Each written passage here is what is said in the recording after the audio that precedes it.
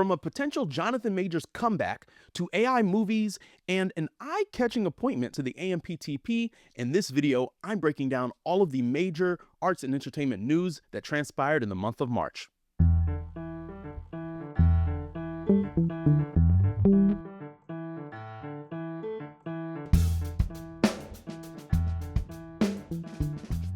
If you're new to the channel, my name is Hassiem Muhammad. I'm an award-winning actor. I've been on TV, I've performed on stages around the country, and as a working actor, I like to stay informed on what's going on in the business, and I'm here to help you stay informed as well. I'm going to start with a piece of news that's kind of been in the rumor mill over the last 2 years, at least in my circle and for the folks that I know, and that is, what's going on with Jonathan Majors? Where is he? What's he doing? Can his fall from grace ever be recovered? Does he deserve to be back in Hollywood? Does he deserve to be behind bars?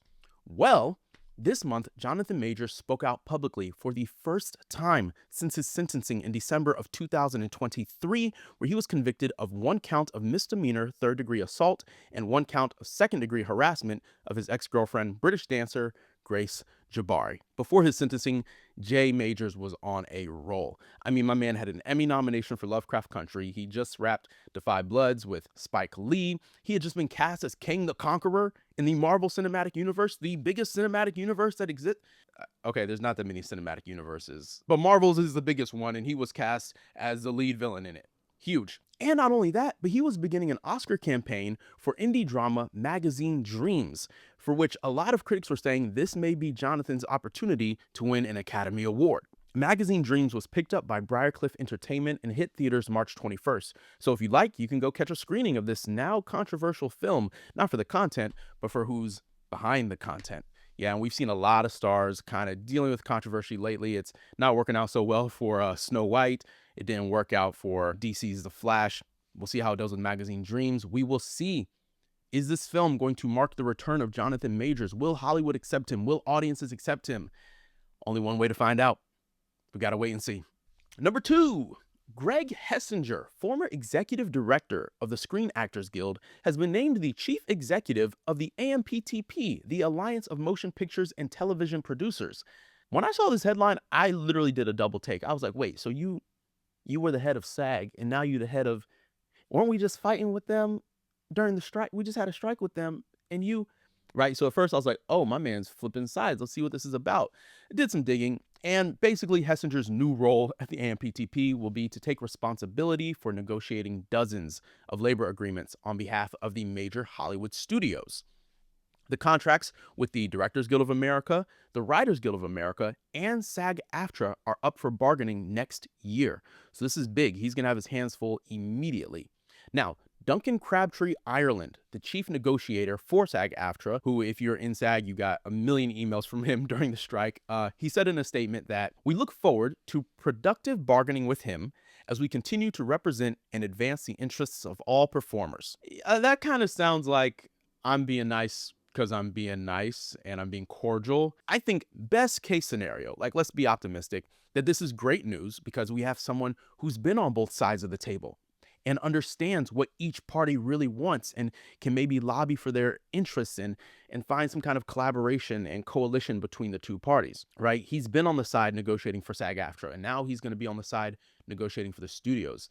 Maybe this can not reflect what our government often does, and maybe we can find, as I might call it, a bipartisan equal playing field with the AMPTP, which would be great for us, right? Because if we could attempt to advocate for things that we're looking for in future negotiations, and if we have somebody on the other side of the table that we can trust and respect, I think that's good news. Worst case scenario, he has totally flipped sides and his interests do not align with SAG-AFTRA's, and it's going to feel weird to us that he switched roles. But I think that's like worst case scenario. So ultimately, I'm optimistic about this.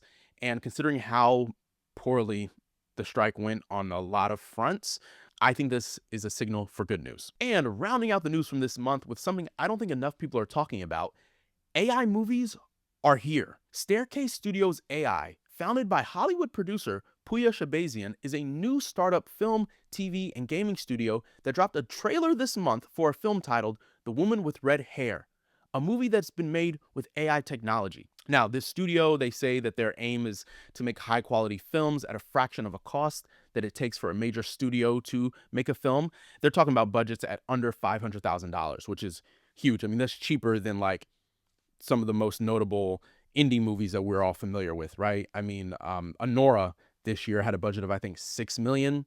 It's a pretty small cast indie feature. And they're talking about making studio level films for under $500,000. So that's huge just for that. Now, they claim to be an artist driven company providing AI tools that the filmmakers can use just to make the movies.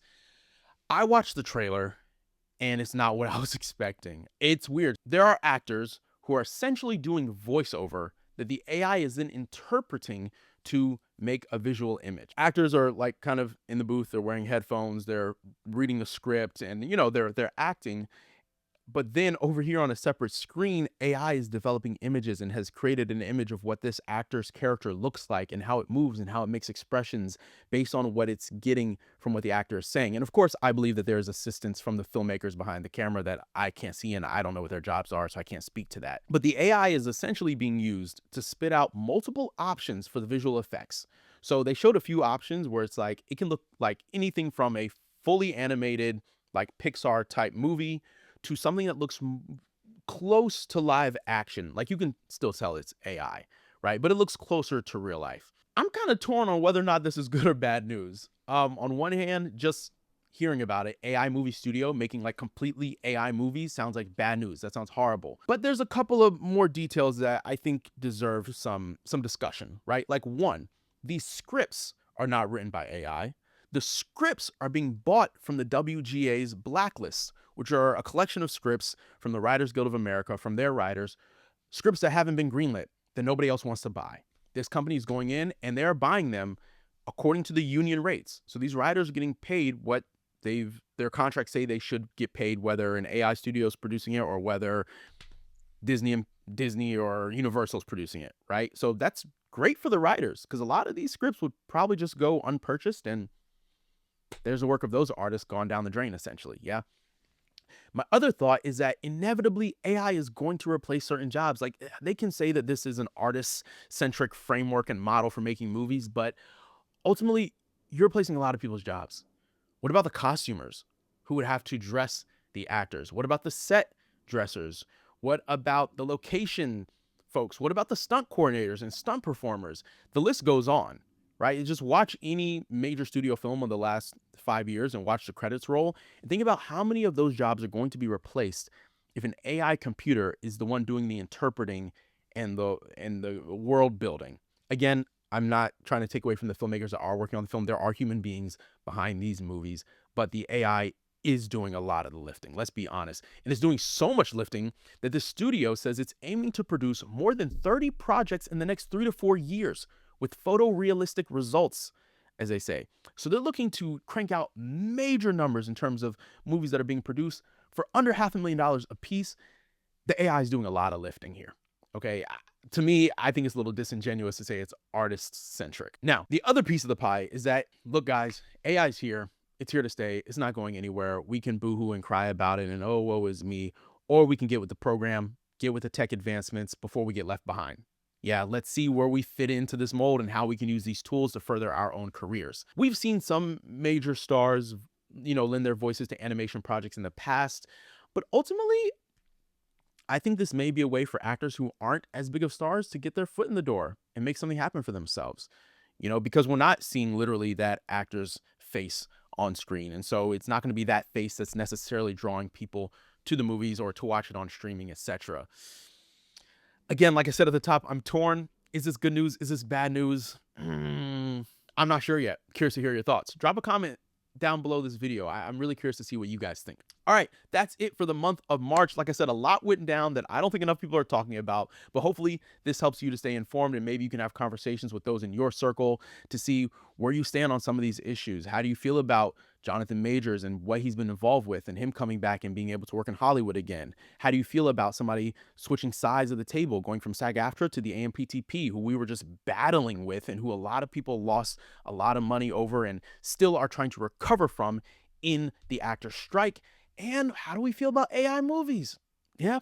If staying informed and on top of your business as an artist is something you really care about, then I highly recommend you check out a recent interview I did with Artist Tax Prep's Farrell Parker, where she breaks down some major savings you can take advantage of as an artist this tax season or any tax season in the future for that matter. So be sure to check that out. And of course, before you go, make sure to like this video, subscribe to the channel so you never miss any of our future industry guest interviews, Finance for Freelance series, or industry news bulletins. My name's Hassiem Muhammad. Till next time, y'all. Peace.